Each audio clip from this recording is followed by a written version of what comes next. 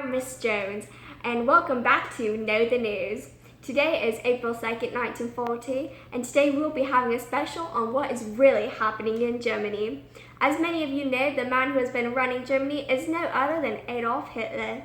We have a surprise guest who have all known what it is really like to be in this situation of the Jewish people. So make sure you don't go anywhere and stay tuned. We have no other than our reporter, Mr. Shaw. He is a great reporter and has a lot to say about what has been happening from the very beginning. So make sure you listen up very closely because you won't want to miss this. Take it away. Hello, I am Mr. Shaw. I am a reporter from Know the News. And today I will be telling you from the beginning of what is happening with the Holocaust in Germany. At first, families had to get a stamp on their work card, then had to register that them and their family were Jewish. Next, they had to either sew on a yellow star to their clothing or wear a piece of fabric over their clothes that had a yellow star on it. This is a picture of what Jewish people had to wear.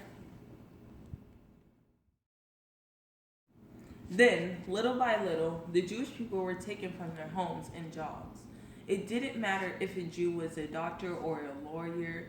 Since they were a Jew, their job would get terminated.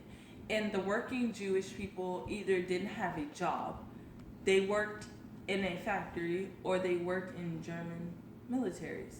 This is a picture of where Jewish people worked in some factories. When they lost their job was also the moment when they were evicted from their homes and were sent to live in ghettos to separate them from the rest of the German population. From the Jews, they were sent to a lot of concentration camps and were split up from their families based on age, gender, and the ability to work. Everything else from here is classified from us. Now, the image that you're about to see is a picture of a concentration camp. Ciao, no. So that is all I have for you today. Take it away, Mr. Shaw, for that great introduction. I personally feel as if I have learned a lot about what has happened with the Holocaust from the very beginning. So next up we have a medical doctor named Mr. Weber. Mr. Weber will be interviewed by no other than our amazing reporter, Mr. Smith. So make sure that you listen very closely to Mr. Weber's story. Take it away, Mr. Smith. Hi, I'm Mr. Smith. Thank you, Mr. Weber, for joining me today. I'll be asking you some questions.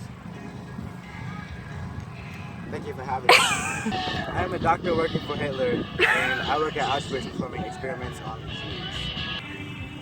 So let's start from the beginning. Why is Hitler just targeting the Jews?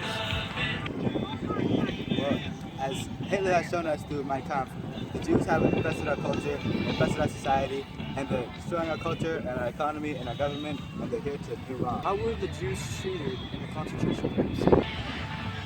In my opinion, we treat the Jews very good. We should have killed them all immediately, but we let them work and live for many months. Well, we have heard from other sources that the Jews were treated poorly in these concentration camps. There have been incidents, but the Jews are only mistreated when they have mistreated the Germans and the German race. So how did the Jews disrespect the German officers and soldiers? The Jews are not obedient people. They don't want to listen, they want to backtalk, they try to escape, they try not to work, and so they must be taught lessons. So how were the Jews taught this lesson that you say? Well,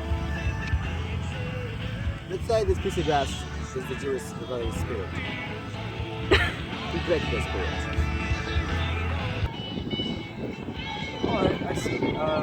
Is the medicine that you guys are providing for the Jews helping their spirit or breaking their spirit? The medicine I perform is not for the Jews. We perform experiments on the Jews to further help the German race. So, what does this medicine and experiments do for the German race? That information is highly classified. Alright, thank you, Mr. Weber, for coming out and letting us ask you these questions. We have no further questions, and you have yourself a nice night. You're welcome. Thank you so much much, Mr. Smith and Mr. Weber, for that amazing story. Mr. Weber, oh my gosh, that story of yours about your experience as a doctor in Auschwitz was extraordinary. Next up, I will be interviewing a Jewish girl named Miss Zug. Miss Zug, this is a personal story of hers, so this will be very intriguing. So make sure that you listen very closely to what she has to say. So, Mrs. Zug, thank you so much for being here today. Thank you, Ms. Jones, for having me. Now, Mrs. Zug, how about we talk about from the beginning, where it all started and how it all began, if you don't mind telling me this. So I grew up in my family studying Judaism ever since I was younger, and everything was all good until some soldiers came to my house and they took me and my family to a ghetto. And shortly after the ghetto, they took us to a concentration camp where they had to split up the men and women. So I was separated from my father for a short period of time as well. However, luckily I was with my mom and my sister, but eventually my sister had to be taken away as well.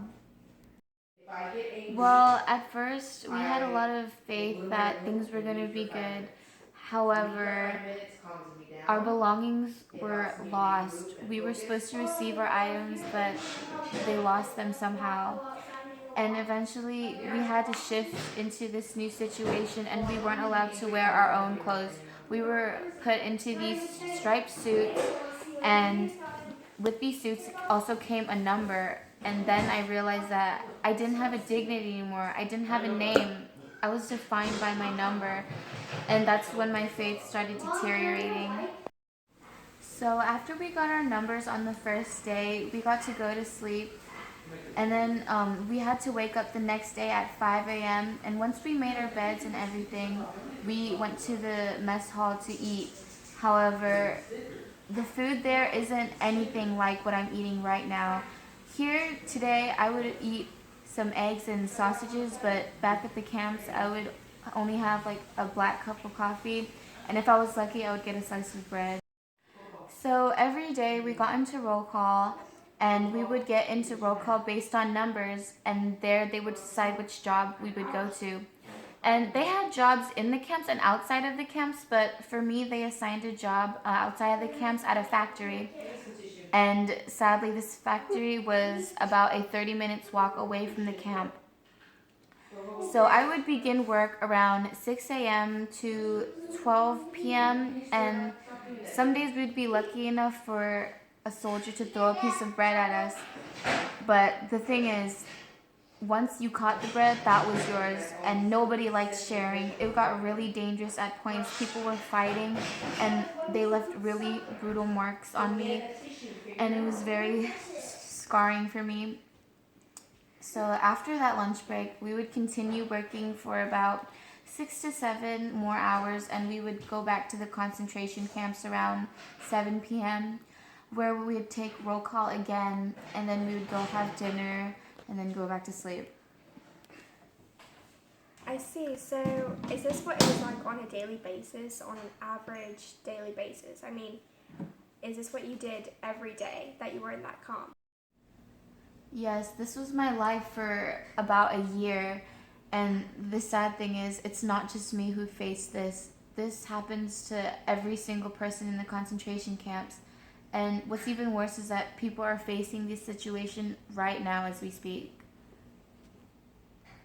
I see. So did you even get a chance to revolt? Because I'm sure that as the thing is that this happens every day and that there's no change. I mean, was there revolts? Did people want to revolt? Were soldiers even hurting the Jewish people at all? Yes, there was actually a lot of revolts and violence in the concentration camps. There would probably be about one revolt every 3 months, but it's hard to keep track of time when you're in a concentration camp and you have no access to clocks or any kind of technology. Once again, I am Miss Jones, and I'm so happy that I had the pleasure to interview Miss Zug here today. Thank you so much, Miss Zug, for coming. It was a pleasure to have you. It was a pleasure to be here. Thank you for having me. So that story of Miss Zug's was amazing. Oh my gosh.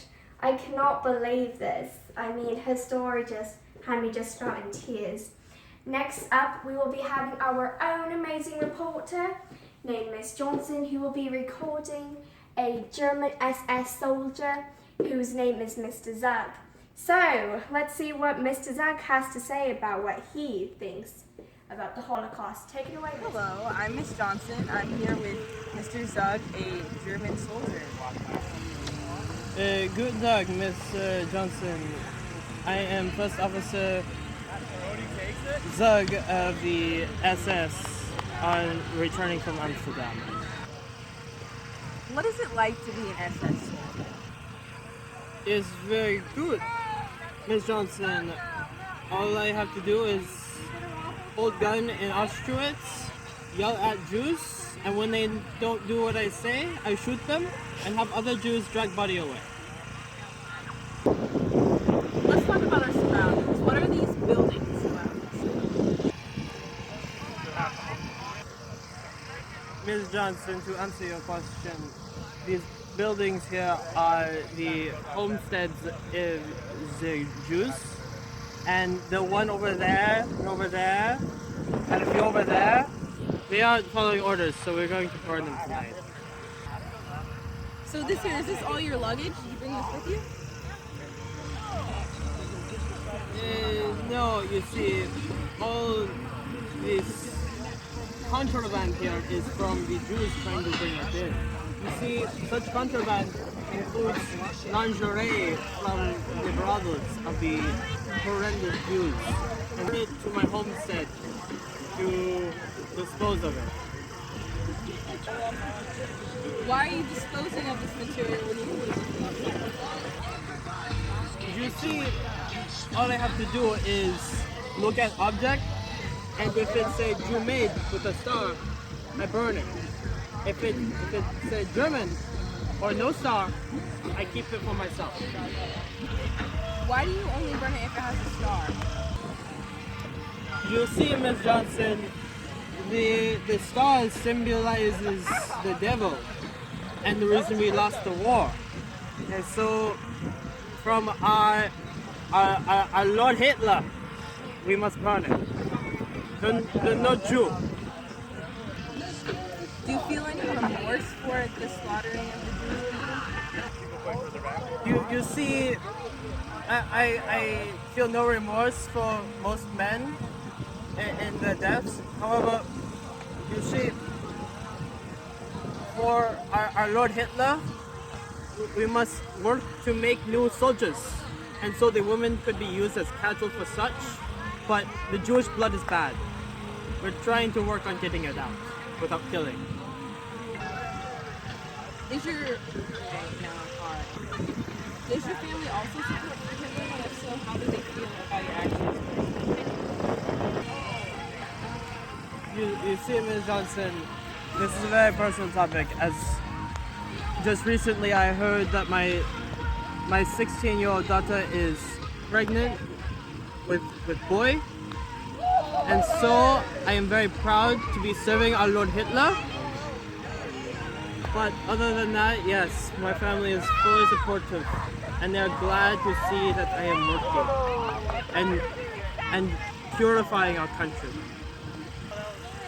As a conclusion question, where do you think this war will be in 1945, 5 years from now? You see, Ms. Johnson, that's a very easy answer.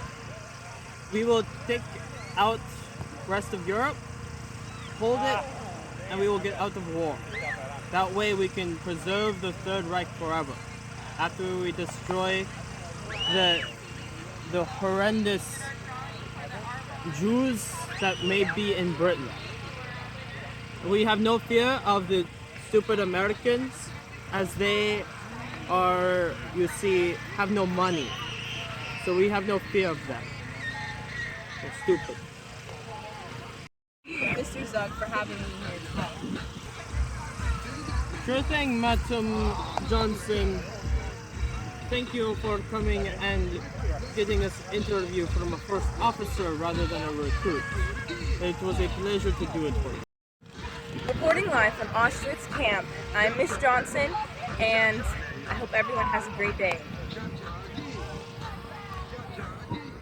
Wow, that was a great story, Mr. Zhang. And Miss Johnson, as usual, you did a great job at catching the story. No surprise there. So, I know for me personally, listening to these three very different stories about the Holocaust has touched me in very different ways. And I'm sure that this has all happened with you as well. And I hope that you all have now learned a lot about this. So, I hope you all have a great night. And I am Miss Jones with Know the News. And this was a special on the Holocaust. Thank you.